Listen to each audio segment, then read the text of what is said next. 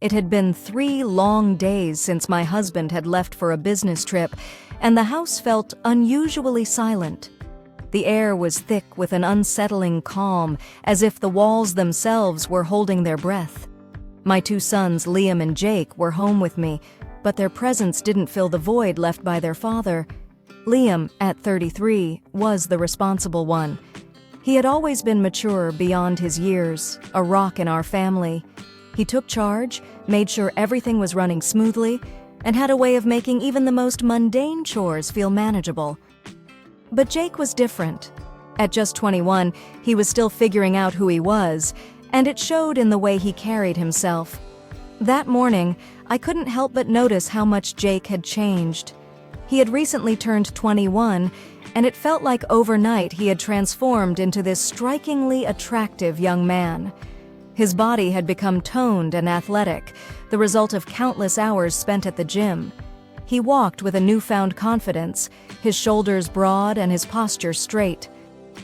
I had always seen him as my little boy, but now I was starting to see him as a man who was undeniably appealing in ways I never expected. It was shocking, really. I had been so wrapped up in my daily routines, in taking care of the house and my family, that I hadn't noticed how quickly he had grown. One minute, he was my sweet, awkward child, and the next, he was standing before me, radiating a kind of energy that made it hard to focus. I caught myself glancing at him more often than I intended, my heart racing at the realization of how much he had developed, not just physically, but emotionally too. While Liam went about his usual business, helping me with chores and checking in, Jake seemed to linger a little longer in my space, his playful banter tinged with an undercurrent of something else, something charged that made me uneasy yet excited. I didn't want to admit it, but there was a pull between us that I couldn't ignore. It was as if the absence of my husband had created a void that Jake was unwittingly trying to fill, and I found myself both fascinated and terrified by that notion. As the day wore on, I couldn't shake the feeling that something had shifted in our dynamic. Jake was no longer just my son. He was a young man standing on the precipice of adulthood, filled with desires and thoughts that I wasn't prepared to confront. The sun hung low in the sky, casting warm, golden rays through the kitchen window as we prepared lunch together. I watched him chop vegetables, muscles flexing under his t-shirt, and for a brief moment, I found myself lost in thought.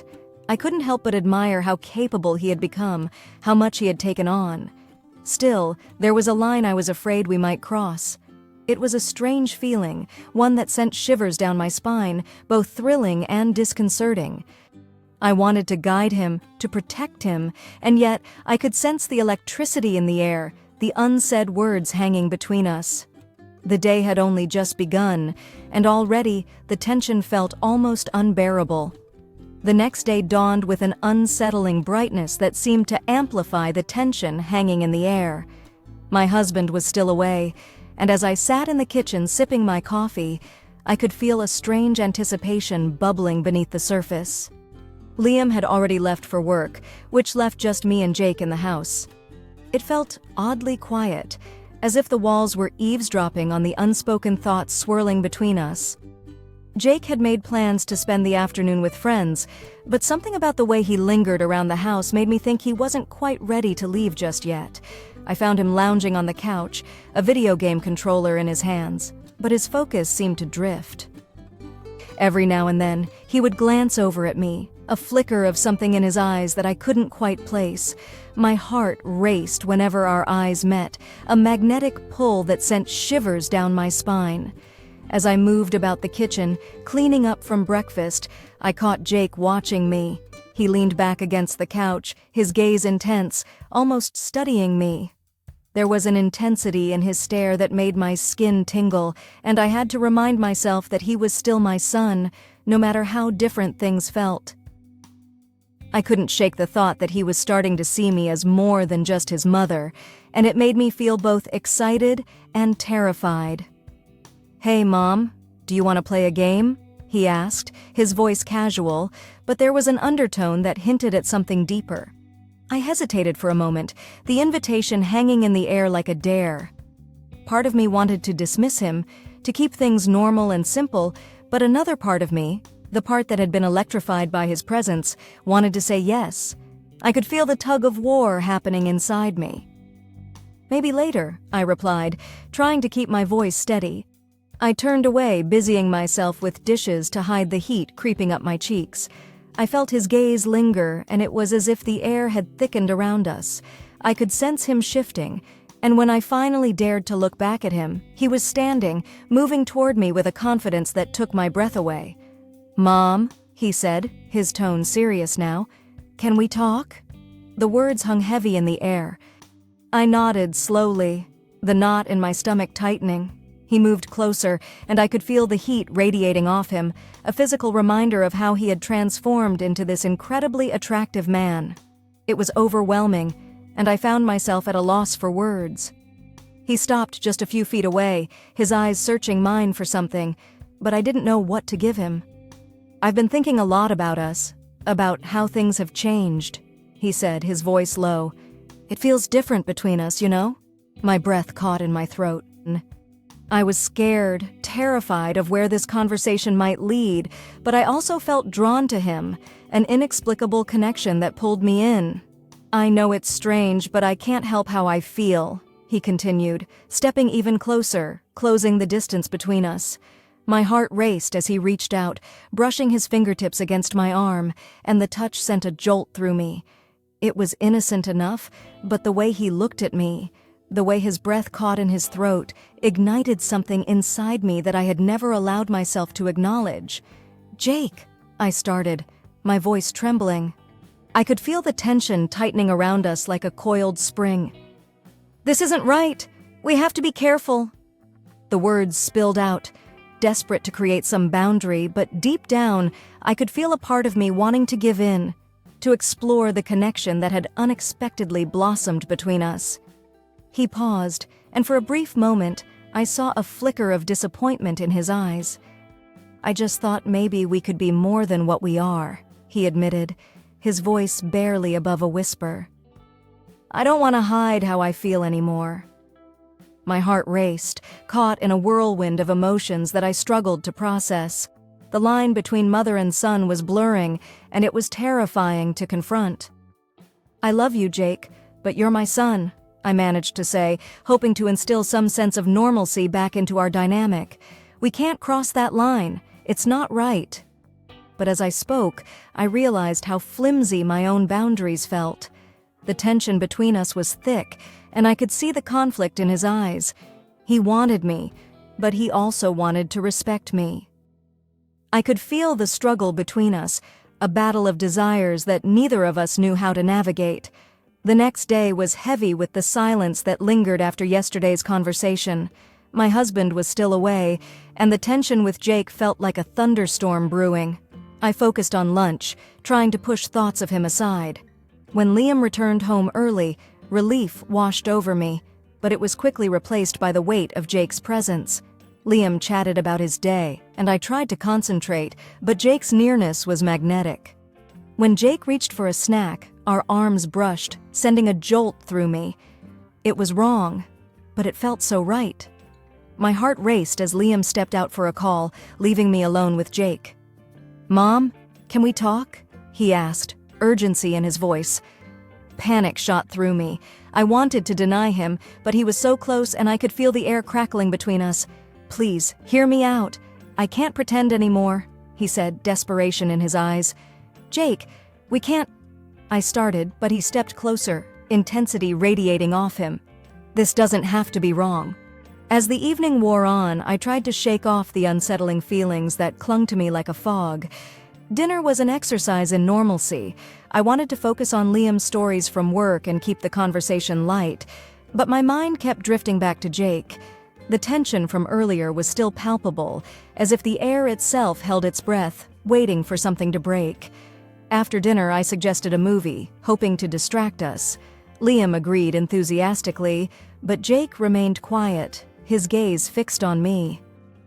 I settled on the couch, trying to act nonchalant, but Jake chose to sit down right beside me. The couch felt smaller, and with each passing moment I could feel the warmth radiating from him, a magnetic pull I was fighting to resist. As the movie played, I felt Jake's eyes on me, studying me with an intensity that made my heart race. Every time I laughed or shifted, I could sense his attention sharpening. It was unnerving but intoxicating. I couldn't ignore how much he had changed, how the young man beside me was not just my son, but someone who had grown into someone incredibly attractive, both physically and emotionally. "Mom," he said softly, his voice cutting through the dim light of the screen. "I can't stop thinking about yesterday." I held my breath, knowing this conversation was headed somewhere dangerous. What if we explored this, whatever it is between us, just a little? I turned to face him, my heart pounding. "Jake, we can't. You know this isn't right. You're my son." But even as I said it, a part of me wanted to say yes, to let myself fall into this moment. His expression was earnest, searching mine for a flicker of hope, a signal that maybe I felt the same. The film played on, but I wasn't watching anymore. My pulse quickened as Jake moved just a little closer, the distance between us dwindling. I could smell his cologne, something fresh and clean, and it sent shivers down my spine. My instincts screamed at me to pull away, but my body was betraying me, caught up in the heady rush of emotion and attraction. "Mom, please," he said, his eyes pleading. "I feel something real here, something that could be more than just mother and son." His honesty made me dizzy. I didn't want to hurt him, but I also couldn't shake the reality of our situation. The intensity in his gaze was both thrilling and terrifying. In that moment, I knew I had to set a boundary, but it felt like trying to push back against a rising tide. I needed to tread carefully, to find a way to protect us both from the dangerously thin ice we were walking on. I took a deep breath, steadying myself. "We need to talk about this, Jake. Not here, not now. I don't want to hurt you, but we can't ignore the line we're crossing." As the credits rolled, I felt a mix of relief and anxiety wash over me. I had managed to redirect the conversation, but I could feel the unresolved tension hanging between us, thick and unyielding. How do you tell your son that you love him but not in the way he wanted? How do you maintain the bond while establishing boundaries that seemed to be slipping through my fingers? The night felt heavier, charged with an energy I wasn't ready to confront, but I knew we had to find a way through this maze together. That night, I barely slept, thoughts racing through my mind like a runaway train. Jake's words echoed in the quiet of my bedroom, relentless and haunting. I tossed and turned, trying to convince myself that it was just a phase he was going through, a misguided infatuation that would fade with time. But deep down, I knew it was more complicated than that. The intensity of our connection had shifted, and it was impossible to ignore. The following morning, I decided to approach the day with a sense of normalcy. I put on my favorite sweater and made a big breakfast, hoping the aroma of bacon and eggs would lift the heavy atmosphere that had settled in our home. Liam came down first, still half asleep, and smiled as he dug into the food. "This is just what I needed, Mom. You always know how to make everything better," he said, and for a moment, I felt a sense of relief wash over me. I needed to cling to these moments of normality. As Jake came down, his expression was unreadable. He caught my eye, and I could feel the weight of everything unspoken hanging between us. "Hey, I made breakfast," I said, trying to keep my tone light, but I could hear the slight tremor in my voice. I needed to get through this day without addressing what had happened, at least until I could figure out what to do. Liam chatted about his plans for the day, completely unaware of the tension lurking beneath the surface. Jake, however, remained quiet, pushing his food around his plate. It broke my heart to see him this way. He had always been such a lively, animated kid, full of energy and mischief, but now there was a shadow over him that I couldn't quite understand. After breakfast, I suggested we take a walk around the neighborhood, hoping the fresh air would clear our heads. As we strolled, I could sense Jake's energy fluctuating. He'd glance at me, then look away, like he was wrestling with some internal battle. I decided it was time to address things, but I also needed to tread carefully.